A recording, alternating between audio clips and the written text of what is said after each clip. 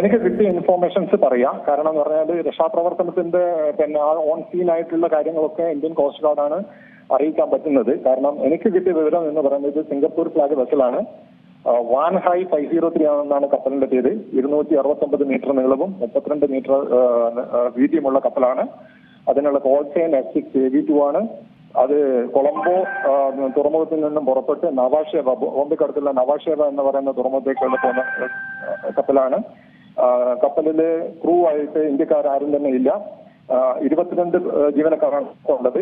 ആ 22 പേരിൽ ചൈനക്കാരും മ്യാൻമാർ, അതേപോലെ തന്നെ ഇന്തോനേഷ്യ, തായ്ലാന്റിലുള്ളവരാണ്.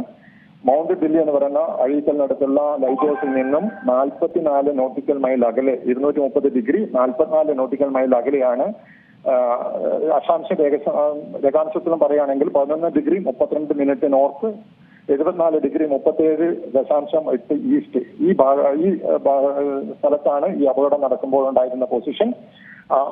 പിന്നെ ബേപ്പൂരിൽ നിന്നുള്ള കോസ്റ്റ് ഗാർഡിന്റെ അസറ്റുകൾ, സെർച്ച് ആൻഡ് റെസ്ക്യൂ കപ്പലുകൾ പുറപ്പെട്ടിട്ടുണ്ടായിരുന്നു. അപ്പോൾ അതിൽ കൂടുതലുള്ള വിവരങ്ങൾ ഇൻഫർമേഷൻ ലഭ്യമായിട്ടില്ല. ഈ കപ്പലിൽ ഉണ്ടായിരുന്നവരെ കേരള തീരത്തേക്ക് എത്തിച്ച് ചികിത്സ നൽകുമെന്നാണ് നമുക്ക് ലഭ്യമാകുന്ന വിവരം. ഈ കോഴിക്കോട് തീരത്തേക്കാണോ ഇവരെ കൊണ്ടുവരുന്നത് അതോ എറണാകുളത്തേക്കാണോ എന്നുള്ള കാര്യങ്ങളിൽ ഒരു വ്യക്തത വന്നിട്ടുണ്ട്? അടുത്ത ഇൻഫർമേഷൻസ് കിട്ടുന്നതെന്ന് വെച്ചാൽ അത് കോഴിക്കോട് ബേപ്പൂർ പോർട്ടാണെന്നാണ് പ്രാഥമികമായിട്ടുള്ള ഇൻഫർമേഷനിൽ എനിക്ക് കിട്ടിയ വിവരം. ഈ കപ്പലിൽ നിന്ന് 20ഓളം കണ്ടെയ്നറുകൾ ഈ കടലിലേക്ക് വീണിട്ടുണ്ട് എന്നും വിവരം ലഭ്യമായിട്ടുണ്ട്. ഇതിൽ എന്തെങ്കിലും മാരകമായ വിഷാംശം നിറയുന്ന അല്ലെങ്കിൽ അന്തരീക്ഷത്തെ ബാധിക്കാൻ സാധ്യതയുള്ള എന്തെങ്കിലും വസ്തുക്കൾ നിറഞ്ഞ കണ്ടെയ്നറുകൾ ഉണ്ടായിരുന്നു? അത് കണ്ടെയ്നറുകൾ ഏതാണോ അതൊക്കെ എന്നുള്ള വിവരങ്ങൾ കിട്ടാൻ ഉള്ളതാണ്. കാരണം പ്രധാനമായിട്ടും കപ്പലിന്റെ മേൽഭാഗത്തൊക്കെ കുറച്ച് എംടി കണ്ടെയ്നറുകളും ഉണ്ടാകാൻ സാധ്യതയുണ്ട്. അപ്പോൾ ഏത് കണ്ടെയ്നറാണ് വെള്ളത്തിൽ പതിച്ചത്, എത്രയാണ് എന്നുള്ള വിവരങ്ങൾ കിട്ടിയിട്ടില്ല.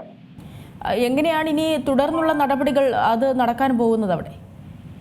അതെന്തായാലും വെച്ചാൽ ഇതിന് നമ്മുടെ ഇന്ത്യൻ കോസ്റ്റ് സുസിദ്ധമാണ്. എല്ലാവിധത്തിലുള്ള രക്ഷാപ്രവർത്തനങ്ങളും കപ്പലിൽ തീ ഉണ്ടെങ്കിൽ കപ്പലിന്റെ തീ അണക്കുന്നതിനും അവിടെയുള്ള ജീവനക്കാരെ രക്ഷപ്പെടുത്തുന്നതിനും മലിനീകരണം ഉണ്ടെങ്കിൽ ഒക്കെ കോസ്റ്റ് ഗാർഡ് പരിപൂർണമായി സജ്ജമാണ്.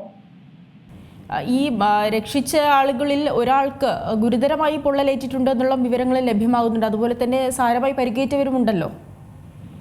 അല്ല, ഈ ഇത്രയും വിവരങ്ങൾ നമുക്ക് കോസ്റ്റ് ഗാർഡിന്റെ സ്പോക്സ് പേഴ്സൺ തന്നെ നമുക്ക് നേടിയെടുക്കേണ്ടി വരും. ആ വിവരങ്ങൾ എനിക്ക് ചെയ്യുന്നില്ല. എങ്ങനെയാണ് ഈ തീപിടുത്തം ഉണ്ടായത് എന്നത് സംബന്ധിച്ച് എന്തായാലും പരിശോധന വേണമെന്ന് അറിയാം. എങ്കിലും അല്ല, അത് എന്തായാലും മർക്കന്റൽ മറൈൻ ഡിപ്പാർട്ട്മെന്റ് അതല്ലെങ്കിൽ അതിന്റെ സിംഗപ്പൂർ ഫ്ലാഗ് രണ്ടും കൂടിയുള്ള അന്വേഷണം ഉണ്ടാവും എന്തായാലും. കാരണം വെസലിന്റെ ഫ്ലാഗ് സിംഗപ്പൂർ ആയതുകൊണ്ട് സിംഗപ്പൂർ ഫ്ലാഗും അതേപോലെ തന്നെ DG ഷിപ്പിംഗിന്റെ കൊച്ചിയിലുള്ള ഓഫീസ് ടെറിട്ടോറിയൽ ജുറിഡിക്ഷൻ ആയതുകൊണ്ട് മർക്കന്റൽ മറൈൻ ഡിപ്പാർട്ട്മെന്റ് കൊച്ചിയും അവർ രണ്ടും അന്വേഷണം നടത്തും വിഷയത്തിൽ.